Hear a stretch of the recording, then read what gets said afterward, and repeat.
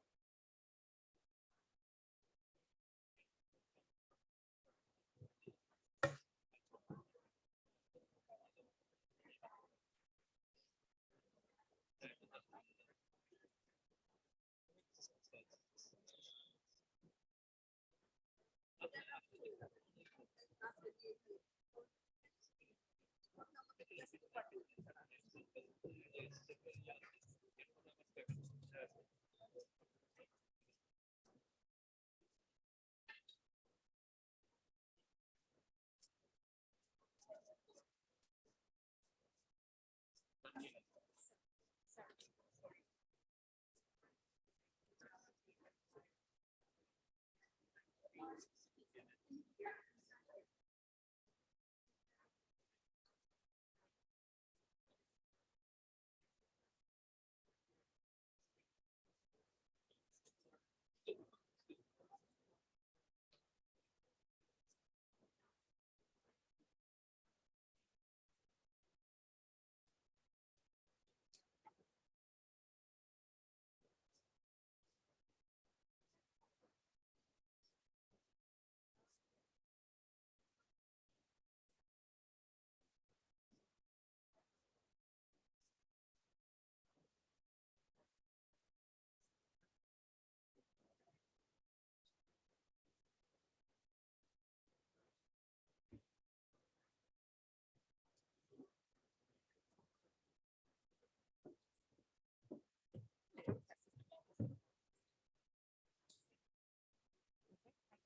Kaya.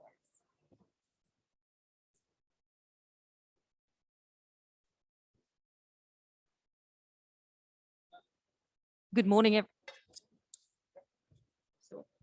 Do you want me to wear this or? Okay.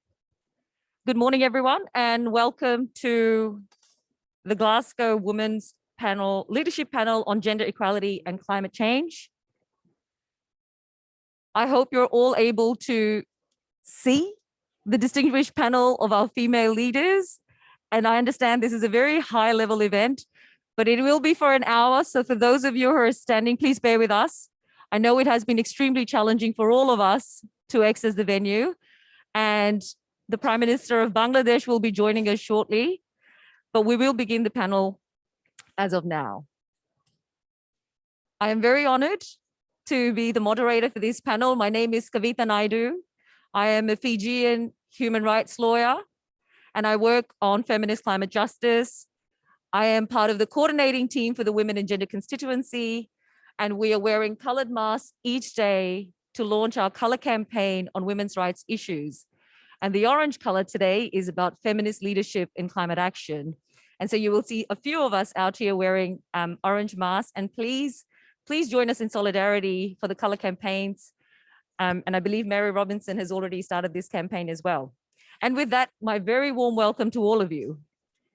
The First Minister of Scotland, Nicola Sturgeon, in partnership with UN Women, have convened this distinguished panel of female heads of government from around the world with strong representation from climate vulnerable countries to discuss the gendered impacts of climate change and the importance of women's leadership in addressing climate change.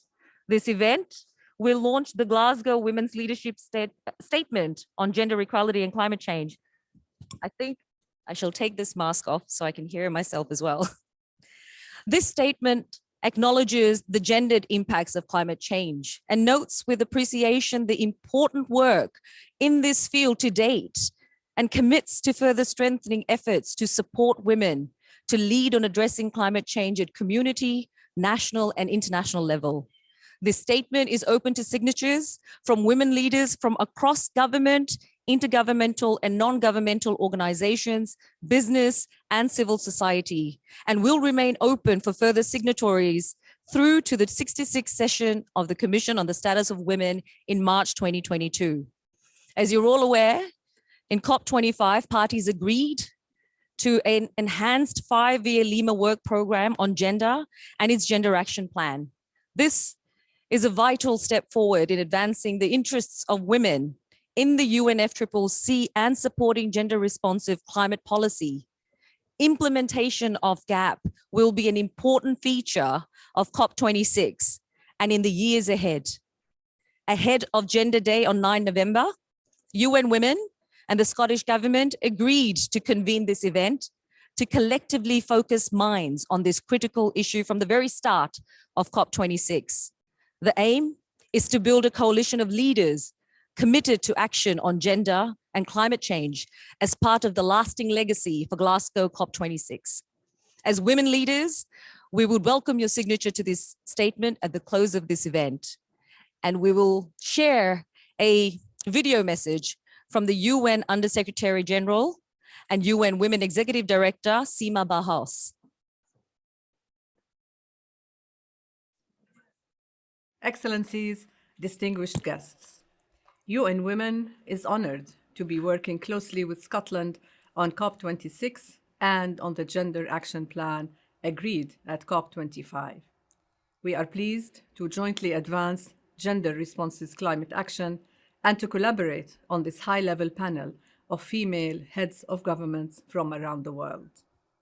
I would like to thank the First Minister of Scotland, Ms. Nicola Sturgeon, for using her convening power to highlight the leadership of women and girls in responding to the climate crisis, and to thank you all for joining us today. The Women Leaders Statement we are launching today highlights not only the gendered impact of climate change, but also the critical importance of women and girls participating in climate solutions. The Secretary General has called the current state a climate emergency. It knows no borders. He has also made clear that gender-balanced leadership increases our joint effectiveness. We can only achieve our collective goal and responsibility of reducing emissions to limit temperature rise to 1.5 degrees Celsius if women and girls are part of the response. UN Women's new report, entitled Beyond COVID-19, A Feminist Plan for Sustainability and Social Justice, shares important lessons learned from the COVID-19 response. Women's greater dependence on and unequal access to natural resources, public services, and infrastructure means that they are disproportionately affected by environmental degradation and climate change, and 80% of those displaced by climate emergencies are women. The report shows that when women and girls are at the center of climate actions and initiatives and benefit equally from them, we make progress towards the Sustainable Development Goals. We have seen this firsthand through the UN Women's Flagship Program initiative on climate-smart agriculture in sub-Saharan Africa, which has enabled women farmers and their communities to build resilience through action to reduce the agricultural sector's carbon footprint. Women's participation in environmental policymaking is one of the key focus areas of the Action Coalition on Feminist Action for Climate Justice, convened by UN Women under the Generation Equality Forum, and is co-led by member states, UN agencies, youth-led organizations, civil society, and philanthropies. Excellencies, distinguished guests, the Women Leaders Statement is a powerful tool in sustaining the growing momentum of women's and girls' leadership and innovation in action climate. I call on women leaders to make concrete commitments by signing it.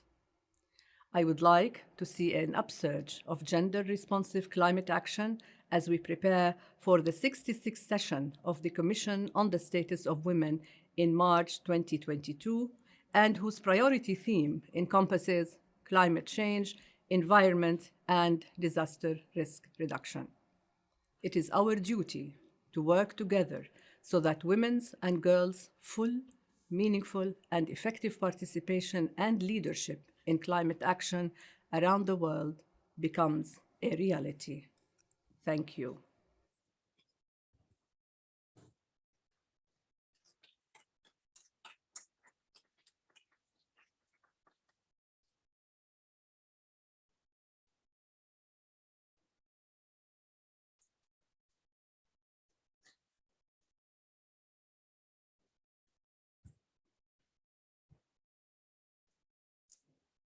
Okay.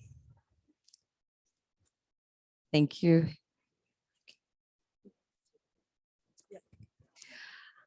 Thank you, everyone. I will now introduce our distinguished panel.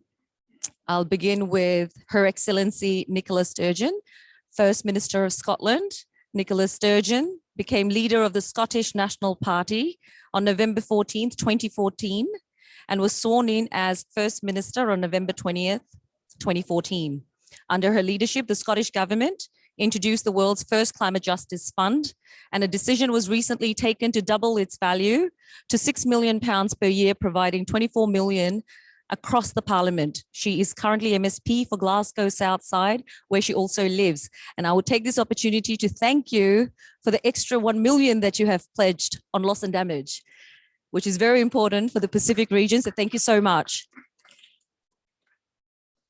Our next distinguished leader is Her Excellency Sheikh Hasina, the Prime Minister of Bangladesh, who has been serving since 2009, is the longest serving PM in Bangladesh's history. Ms. Hasina has been the leader of the Social Liberal Awami League political party since 1981. She has been considered one of the most powerful women in the world, ranking 39th on Forbes 2020 list. Very warm welcome.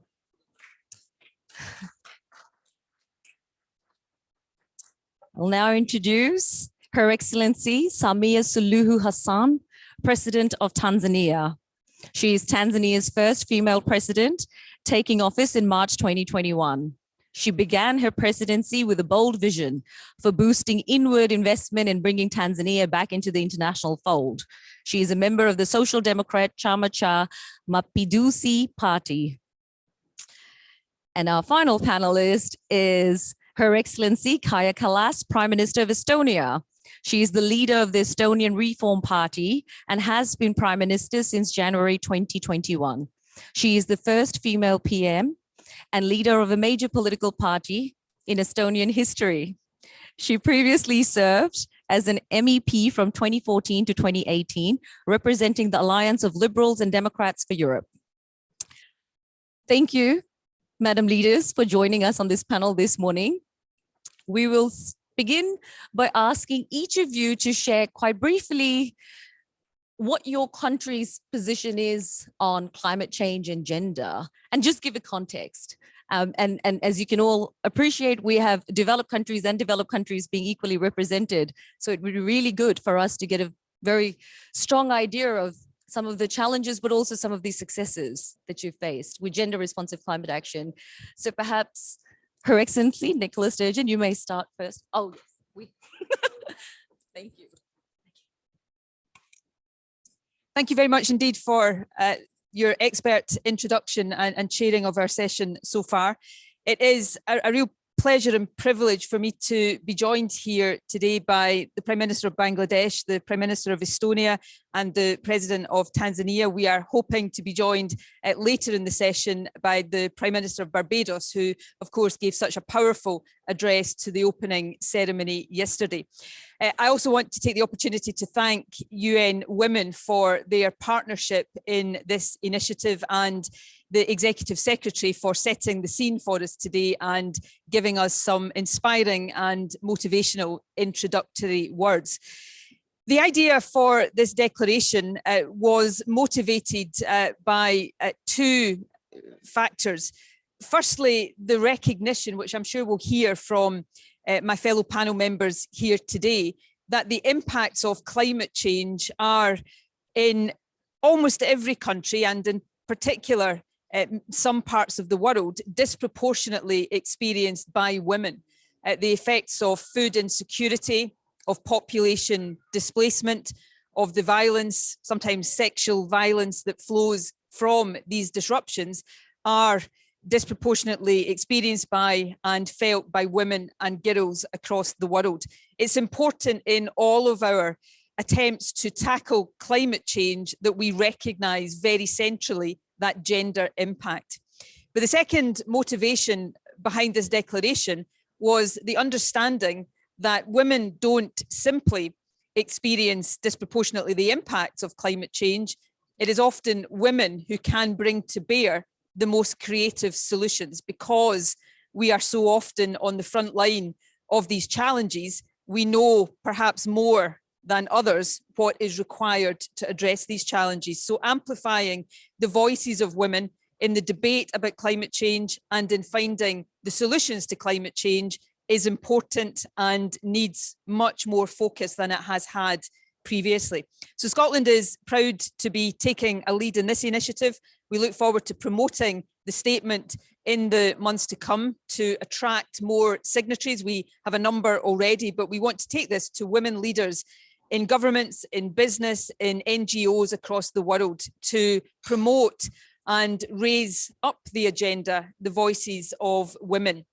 We're seeking to lead by example in Scotland. In Scotland, we have very ambitious and stretching targets on climate change, on reducing emissions, becoming a net zero country by 2045. And we recognise that we will not do that without galvanising all of the voices across our society, across the gender divide in our society, but in every sector of society and our economy as well. So we are focused on this in our domestic approach. I lead a gender balanced cabinet, which is not an end in and of itself, but it is intended to ensure that we prioritise the voice of women across everything we do. We are also seeking to play our part internationally. Our 1325 fellowship programme, created a few years ago at the invitation of the United Nations, particularly in the context at the time of the Syrian conflict, is now expanding to include a focus on gender approaches to climate policy and climate action. So we believe we can be a small but influential voice, but we cannot do that alone, which is why I am so delighted to be joined by my colleagues here today. As we look forward to the 66th session of the Commission on the Status of Women, convened by the United Nations in March next year, I think we can use that as a galvanising effect to raise the importance of women's voices in this debate as we do so. So my thanks to all of you for being here today, but my thanks in particular to my colleagues here. And I will now pass the microphone on to the Prime Minister of Tanzania next. And, thank you. Thank you so much. Thank you so much, Nicola. I first have to thank you and the UN Women for organizing this important event. Yeah, actually coming back to what the question says, Tanzania, like any other African country, the livelihood depends 70% upon the responsibilities of women. Women are nurturing, women are feeding, women are protecting the environment, women fetches water, women do everything. So climate change, the impacts of climate changes are affecting more women and young girls than anybody else.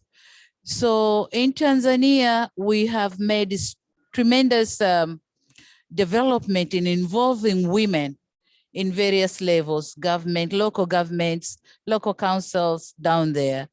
So we have come up with a climate response strategy plan, which when we were drawing it, we involved women, and in it, we have so many actions that took into consideration the women's responsibility. We also had our national determined contribution plan, of which again involves a lot of women in its formation. And so a lot of the targets in there involve the women in its decision making, and it will involve women in its implementation. So we have done a lot, and we could see the difference because women have already understood what is climate change, what are the impacts, how does it implicate development process of the country. So they are all out working on adaptation and mitigation of the climate challenges. So we have done a lot with women in my part of the country. Thank you very much.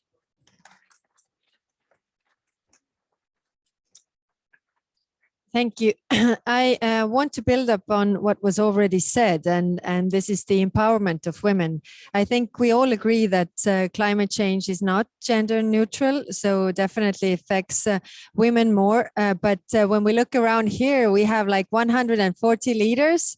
Out of those, 10 are women. 10 are women, and this is a big problem because I'm not saying that women make up better politicians than men, but we have different life experience, and in order to have balanced decisions, we need both genders to be represented, and definitely just few very important points. In order to make balanced decisions, we also need data. And Estonia is a very small country compared to Tanzania or Bangladesh. We are just 1.3 million people, but we try to do our share, and we are a very digital country. So in order to make decisions, you have to base the decisions on the data. And therefore, we are also having a side event here, Data for Environment Alliance, in order to share the data regarding the climate and to make balanced decisions. And to come to the level of the people, then I think what you're saying, planning, urban planning, for example, it's when the decision makers are not balanced, then this is not heard, that women have different issues, and when we talk about urban planning, urbanization is more and more a problem, but in order to reduce greenhouse gases, you need to reduce transport. But if you look at urban planning, it's very often only about cars. Who use cars more are men, and women try to, take the children to, the school or some after school activities.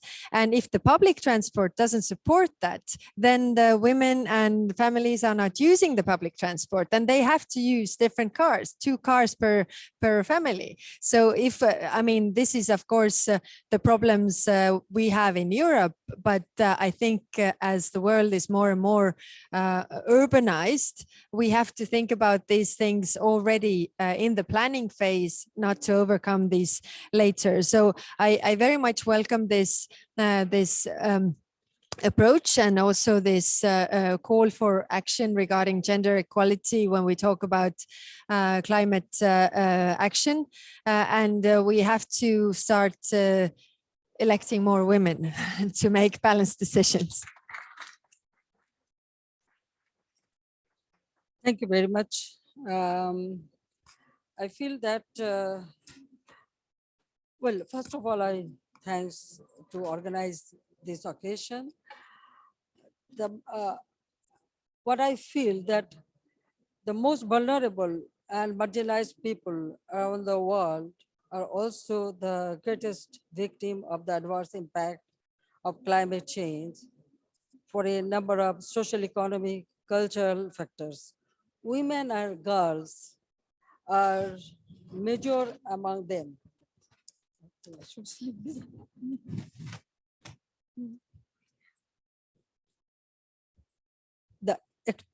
Structural inequalities in human society, along with inherent social customs, are causing disproportionate impacts of climate change on women. Generally, women across the world do not have equal access to resources.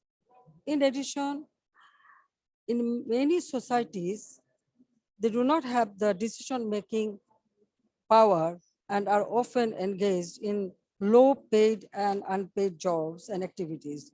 All these facts contribute to more adverse impact on climate change on women than on their male counterparts. We believe recognizing the vulnerabilities of women in climate change response is critical. My government is fully committed to ensuring women become part of the solutions to climate change by creating a space for them to contribute to all aspects of sustainable development. I call upon all of you, especially the women leaders, for taking bold and decisive action in this COP for a global compact to build communities resilient to climate change in a way where everyone, both men and women, can participate. From our government, we have taken many steps. Well, actually, I can tell you one thing, that our society was not very open at beginning. There were some restrictions, very conservative society, but since I become Prime Minister, I have taken many steps. And I promoted women in every aspect of lives. Even our army, armed forces, then even our professionalism, everywhere, I put women leadership. In our parliament, it's very interesting that speaker, leader of the house, leader of the opposition, and deputy leader, all four are women. So it's something, yes, I can believe that we make a change. And also in the local government, the law we passed, the reserved seat for women, 30% reserved seat. So in the decision making, in the lower tier, the women have right. But yes, sometimes it's very difficult because male dominated society, they don't want to give you, but I am there to support them. So that way we make a big change. And since our liberation, our father of the nation, Bangabandhu Sheikh Mujibur Rahman, she gave more importance to education. So for women education, just free of cost up to higher level, up to 11 or graduation level. So now we give more importance to that. And also we, different university, the chancellor, vice chancellor, women appointed. This is my government first time we did it. At first, people are a little bit reluctant, but as I am here, so I thought that we should have equal share, right? So in decision making, now women have their own part they can play. And I believe that actually women, children, they are the most vulnerable. So we should give them more importance. And well, there are too many men, I don't know whether I should tell it or not, that what I found that if you give any responsibility to women, they can perform better than other yeah, other male. That I believe. So I always give more importance. So in our national adaptation program, National Adaptation Program of Action, NPA, we incorporated gender in comprehensive manner as a part of adaptation solution. Because they are most vulnerable, so we give more importance to them. And our environment minister, she is there. So that way, we even our cabinet we have, in our party we have. So the vulnerability mostly affected women, no doubt about it. And they look after the household, children, everything. So if you give responsibility, they can perform better, and our government will have done it.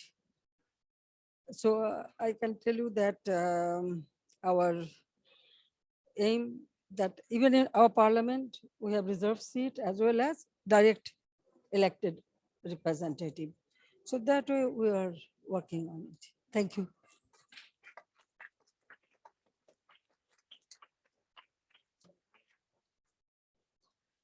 Thank you so much, Madam Leaders, for sharing the diverse actions you've all taken to ensure that there is more meaningful access and participation of women and young girls from the grassroots to national levels.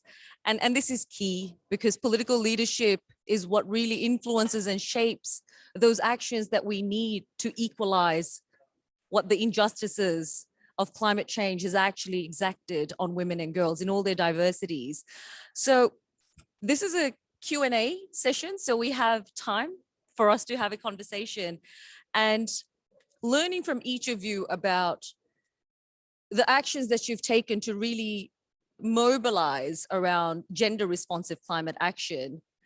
How do you see your actions contributing to global solidarity on gender responsive climate action, particularly now that we're at COP26 with world leaders, despite the female leadership being a minority? How do you see your positions as really influencing global solidarity around gender responsive climate action? And perhaps I'll pass the mic right back to you, Madam. Thank you very much, and thank you to everybody for sharing those insights. To be blunt, I think while many of us are trying within our domestic settings to empower women, to put women around the decision-making tables and to ensure that women's voices generally across our societies are heard more loudly, I don't think that is happening in enough countries sufficiently across the world. And I don't think yet, which this declaration really is an attempt to try to change, I'm not sure yet we are exercising the degree of global solidarity that we could do that would then give us all added impetus and added support in order to drive forward what we are doing. I think the Prime Minister's comment about the tiny minority of the world leaders gathered here who are women is a really powerful indication of how much further the world has to go.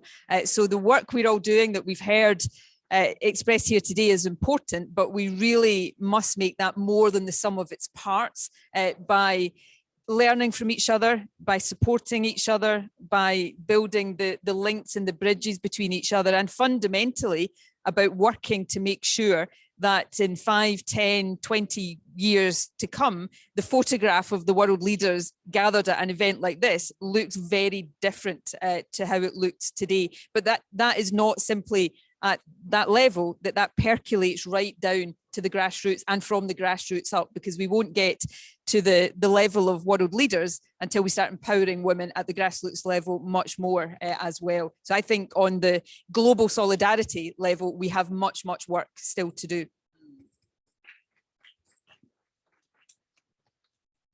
Yeah, thank you. Climate change challenges is a global problem. And so its solution should be global. So we as women leaders will continue to speak for fellow women in international meetings like this. There is a lot going on in our places where we are coming from. So we continue to speak for the world leaders to be responsive, to take actions. We want more action, firm actions to be taken against resolving the problems which are brought about by the climate change. We want to see firm commitment in reducing the temperature to 1.5 degrees, because if we don't, the impacts are impacting women more and young girls. If we don't talk of deforestation, then we don't protect our forest, and so we don't have good sources or safe sources of water. We don't have clear oxygen. We don't have building materials. In our parts of world, women do build their own homes. So we don't have building materials. If we don't talk of reforestation, then lives is going to be, reduced, or the quality of life is going to be not better for the, not only women and young girls, but for the humanity. So we have to speak for the humanity. So speaking in such meetings, we are collecting the global efforts to resolve the problem, but basing on gender effectiveness of resolving the problem. So that's, I think, our role being here. Yeah, as few as we are, but we can raise our voice and the world could hear. Yeah, thank you.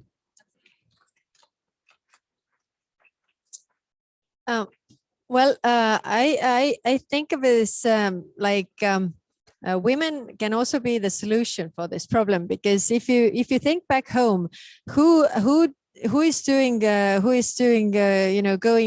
to the shop, taking the groceries home, who is actually recycling garbage and saying to the kids that this one goes here, because we have to reuse the materials. It is about education, as was pointed out, and women can be a solution at the very low level as well. Public transport, I already mentioned when we talk about urbanization. So how to you start to think that we can do more climate friendly actions. And one issue about forest, Estonia is, although we are a very small and tech-savvy country, we are also a very forest and nature-friendly country. So every one of us knows which mushrooms you can pick from the forest and which berries you can pick, and women really go to the forest and also save the forests. There's also a joke about the mushrooms that you can eat all the mushrooms, only some of them you can only eat once. But anyway, you know which ones to eat, and you pass this on to your children, and if they value the forest, that we can, the biodiversity gives us not only the timber, but it also gives us food, it gives us oxygen, it gives us so many things that are necessary to have the clean environment. Then this is passed on to the children as well, and I think this is where this is the point where the women can be part of the solution.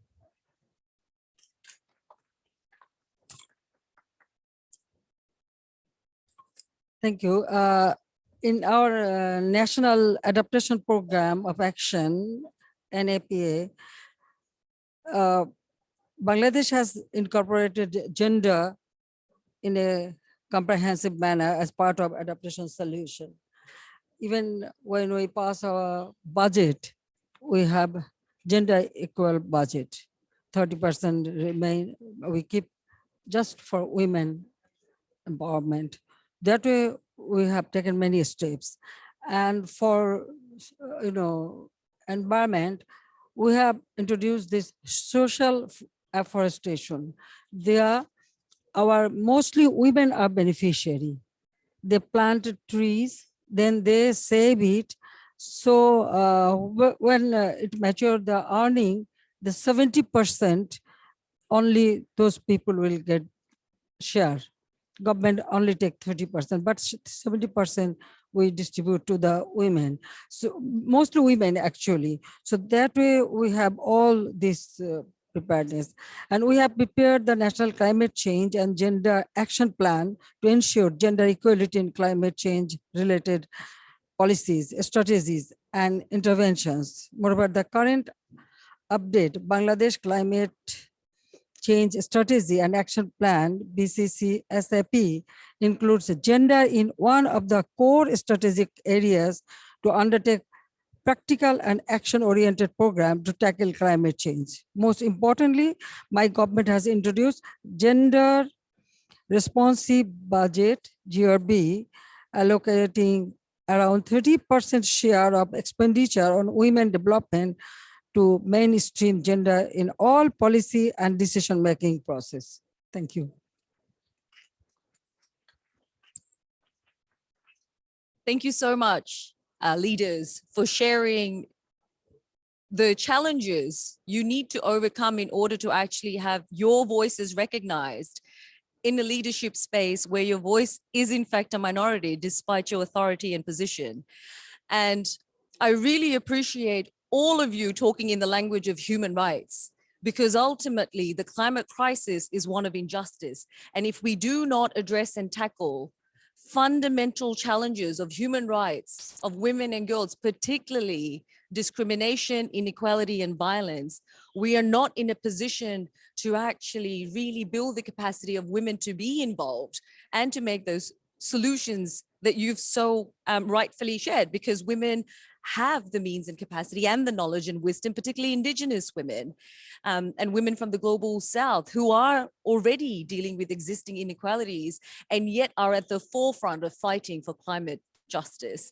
And so I think this is key, and this is why this statement is so powerful, because it begins by acknowledging that climate change is in fact a serious threat to the human rights of women and girls. So we really need to start working from there before we come up with the very technocratic and greenwash solutions, which we know are largely being shared in spaces such as this. Therefore, your voices is very refreshing and very frank. And I really respect all of you for sharing this. And to this, we will now launch the statement. And is there a copy of the statement? Just that one. Okay. It is just a page. So I will invite Your Excellency, Nicola Sturgeon, to please launch the statement and invite, I'll just pass the mic to you. Well, thank you very much. It gives me great pleasure to officially launch the Glasgow Women's Leadership on Gender Equality, Climate Change Statement and Declaration, which we are inviting signatories to, in order that everything that we've been talking about today can receive that greater focus and that greater priority in the period ahead. Climate change has the potential to exacerbate and embed inequalities, including gender inequality. And we must all make a concerted effort to ensure that does not happen, and that instead we use women's voices, women's experiences, and women's leadership to drive us forward in tackling climate change. So this statement is intended to be a key part of doing that. So I'm very grateful to my fellow leaders here for being original signatories to this statement and to taking it forward from here and encouraging other supporters in the weeks and months to come. I should sign it here.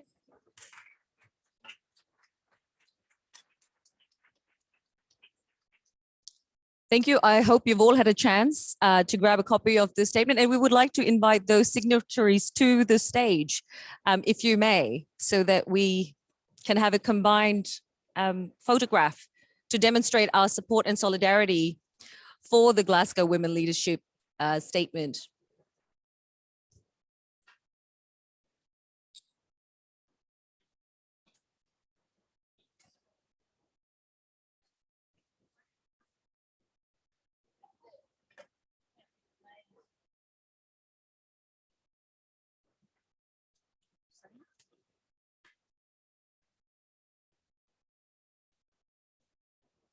I was hoping to see a male political leader somewhere in the crowd stepping in. Oh, they did. Okay. Indeed, indeed, yes. Yes, men, men leaders as well.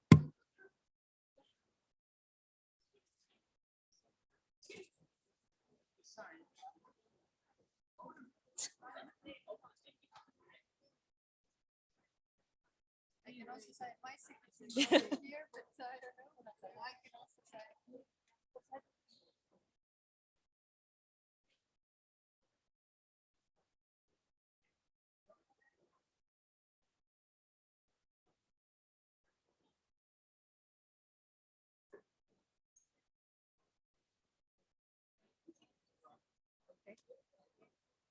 No, it's fine.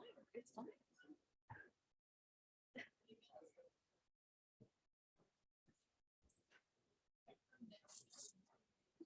Assalamu alaikum. It is an honor to meet you.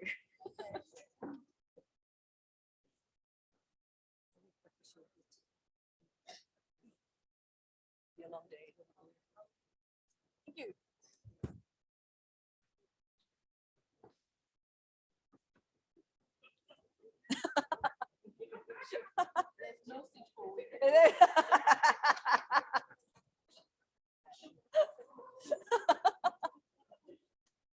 Always a man comes to take I- her place.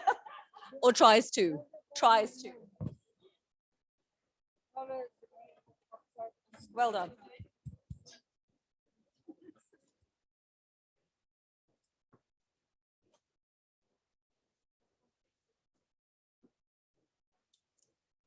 Thank you. Do we have any other signatories? Not yet, but we will. I- Brilliant. That's great. I think. Okay, sure. It's about photos now, so if we could just set up.